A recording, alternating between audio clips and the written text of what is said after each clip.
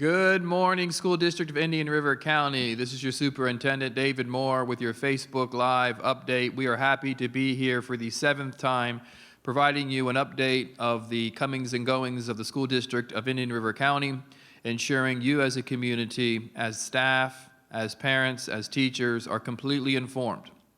Today is a quick conversation to answer questions that you've had over the last week and provide updates regarding where we are as a district, as a state, and ultimately as a nation as we move through COVID-19.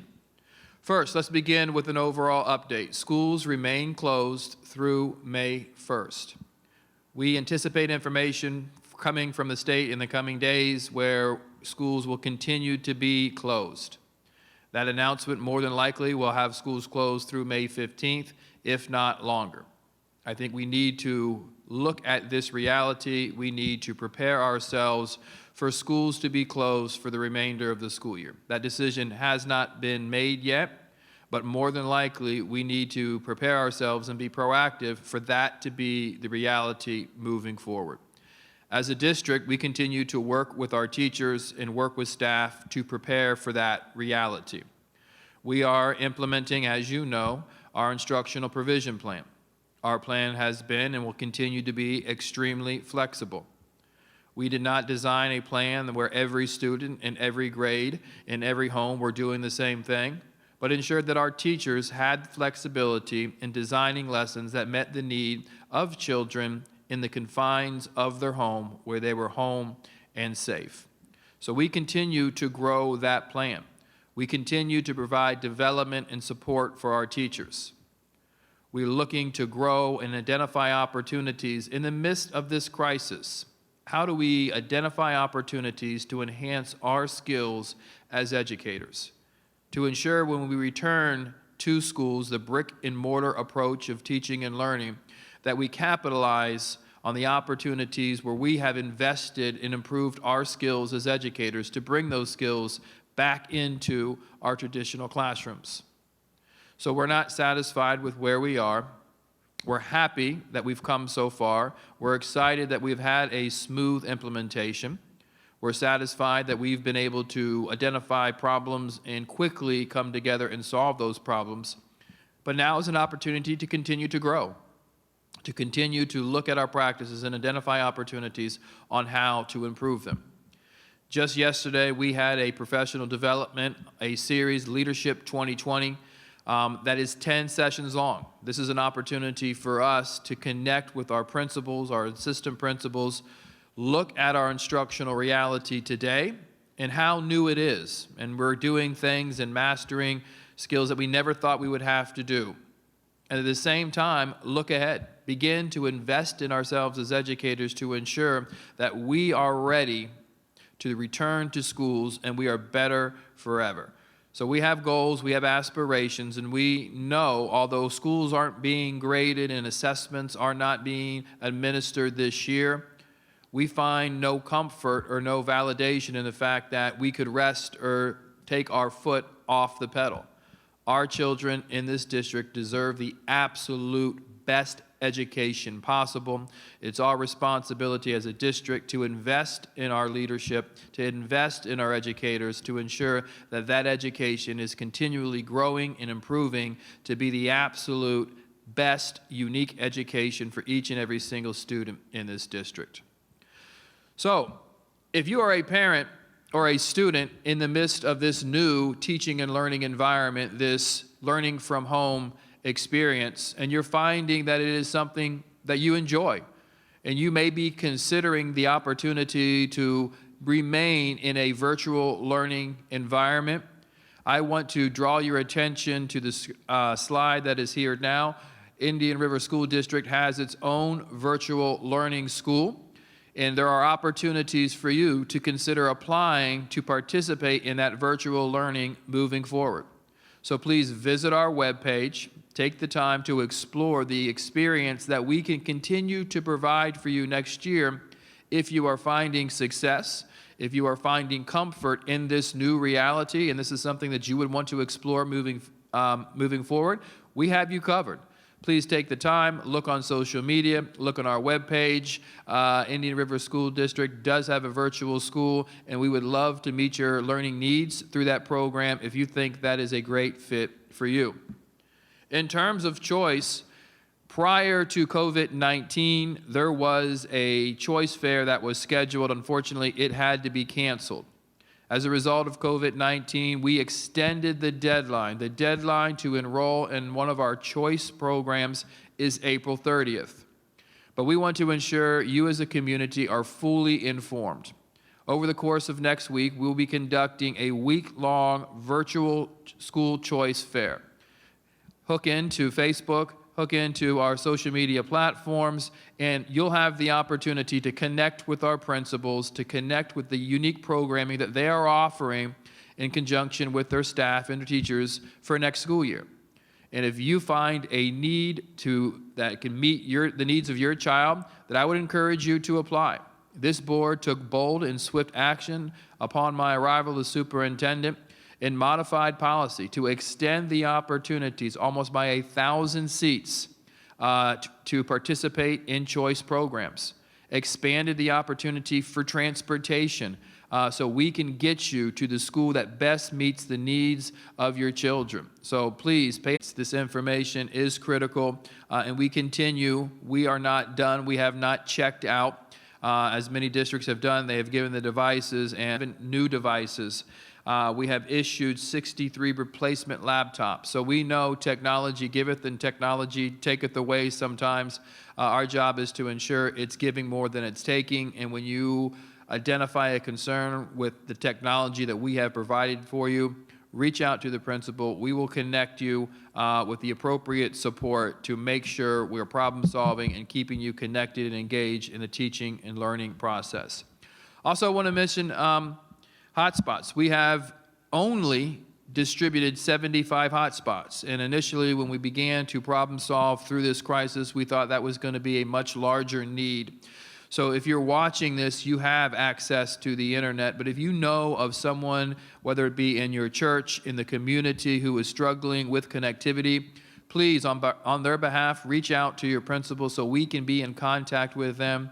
Our schools have done an absolutely outstanding job of evaluating engagement.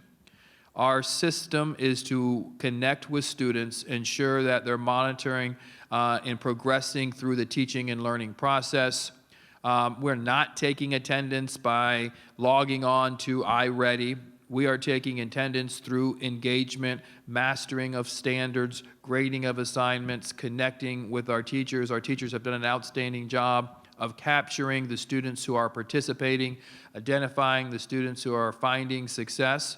And then we continue to work through a very small number of students that we need to do a better job of connecting with to ensure that they are actively engaged. So I'm very proud of our support team, our school counselors, our support staff who are working out to ensure that those individuals have the appropriate supplies and materials and resources to connect to the teaching and learning process.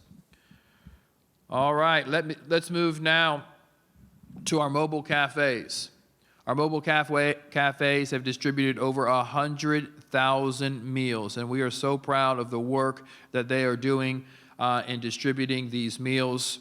As other districts have done across the nation in respect and reverence of our employees, we have modified our delivery schedule to adhere to CDC guidelines, a 3-day schedule. So please check the website. It is a Monday, Wednesday, Friday distribution. It is an opportunity for you to receive meals for the off days in which food is not being distributed. So this is a new model where we're trying to keep everyone in our community safe and stay at home as much as possible. If you as a family member or you have a neighbor who is not receiving meals or is concerned, we don't want to exclude anyone. One of our board members very concerned that we continue to ensure that we are providing as much access and connectivity to our students as possible, and we want to honor that request. So if you have a concern of not being able to receive food based on this new schedule, please reach out to your principal and we will problem solve with you in order to ensure that we meet your need. We are willing to be flexible to meet your needs as we go through this difficult time. Very proud of the work that our district has done in terms of ensuring that we're communicating with all members of our community. Regardless of the home language that they speak, we feel as we need to provide resources and materials and hotlines that they can call and speak their native language to our district staff. So we have implemented very quickly a Spanish hotline. So please take the time to look at the resources that are on the screen now, also available on our webpage, where you can find this information. Our principals are aware of this information. Individuals on our typical hotlines are aware of this information. But I would ask you who are watching to share this information, that the school district of Indian River County being very intentional in ensuring that we're communicating with all members of our community. Next announcement, last Tuesday, we conducted a virtual school board meeting. And yes, the business of the school district of Indian River County continues. There was great dialogue and conversation in moving the work forward regarding our millage. Conversation and receiving feedback from our school board regarding the opportunity to continue to conduct our millage, to innovate learning in classrooms, to ensure that we have the highest, most skilled and qualified educators by recruiting and retaining teachers. And then, I'm sorry, got a little scratch here. So please take the time to look at the board meeting. If you have not seen it, we will be conducting our next meeting also virtually, which is the Tuesday after next, the 28th. Also during that meeting, we had the opportunity to sign a contract with our teachers union, and very proud to have that opportunity, that moment.